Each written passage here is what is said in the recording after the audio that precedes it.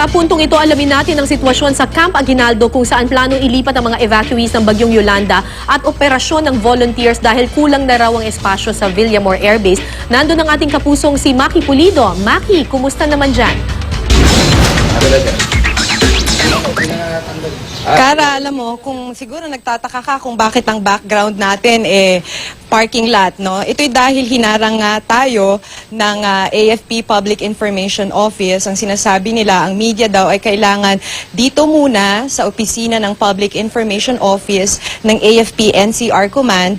At bakit daw? Dahil hindi pa handa yung setup ng DSWD dito sa may grandstand ng NCR Command dito pa rin sa Camp Aguinaldo. So bago tayo hinarang, ay nakuna naman ng ating cameraman na si Boy Matias yung isinasagawang pagsiset-up ng DSWD dito sa may grandstand at hindi pa tapos basically. So may mga tents pero bakante pa ito, halos bakante pa.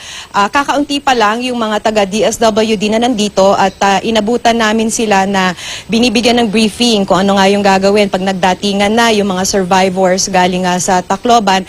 May nakita rin tayo na maliit na tent ng DOH or Department of Health. Siguro ay parang asikasuhin kung sino yung may sakit na magdaratingan. Pero hindi rin tayo nakalapit dahil hinarang na nga tayo ng public information ng AFP. Ang lagi nilang sinasabi, dito muna ang media dahil hindi pa nga handa yung DSWD or hindi pa handa yung setup. So itong nakikita ninyo, we're playing it siguro sa ngayon, yung video, itong mga tents o itong mga tolda na bakante pa at wala pang nag-aasikaso. Ang nakita natin, nagsisimula pa lang even the registration.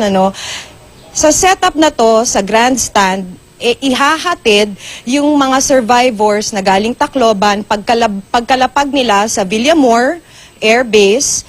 Ang balak daw nila ay ihahatid dito sa Camp Aguinaldo, dito raw ang processing. So ito na raw yung oplan sa lubong ng DSWD. Unfortunately, wala pang taga-DSWD na nakikipag-usap sa amin. Ang sinasabi kasi ng AFP, host lang daw sila ng lugar and it's a DSWD activity. So ihahatid dito yung mga survivors at pagkatapos ipraprocess, yung mga walang kamag-anak dito sa Metro Manila ay ihahatid sa mga 10 cities at yung mga yung may mga kamag-anak ay of course ay welcome here.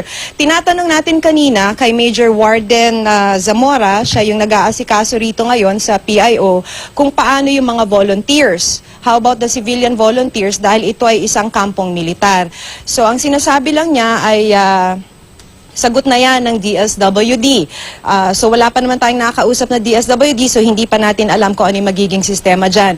May kumalat na sa social media kanina, particularly sa Facebook, tungkol sa pagbaklas ng Oplan Hatid. It is an initiative of civilian volunteers na naghahatid sa kanilang mga kamag-anak ng mga nagdatingan ng mga survivors mula Tacloban. Pero pati yun, kung ano yung magiging sistema nun dito sa Campo Aguinaldo, ay wala pa rin namang liwanag kung ano yung mangyayari. So that is the status right now, Kara. So nagsiset up pa.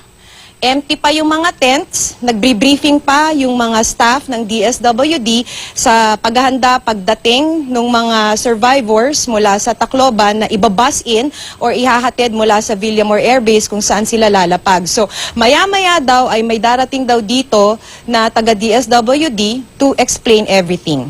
Kara? So Maki, kapag merong mga gustong mag-volunteer or magbigay ng kanilang supplies, meron bang haharap sa kanila dyan sa Camp Aguinaldo? O katulad ng media ay haharangin din sila pansamantala hanggat hindi pa naaayos yung lugar? I hope hindi sila harangin. Sana ay media lang dahil ayaw nilang maipakita na hindi pa nga handa yung setup dito sa may grandstand.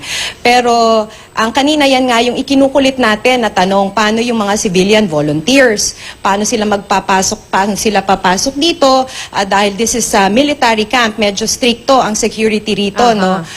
Wala pang kasagutan dyan, Kara. Maya-maya siguro, pag may nakausap tayo na DSWD na sinabi nila, maya-maya lang ay pupunta rito para magpaliwanag, ay makakapagbigay tayo ng update tungkol dyan. Maraming salamat sa iyo, Maki Pulido, nag-uulat mula sa Camp Aguinaldo.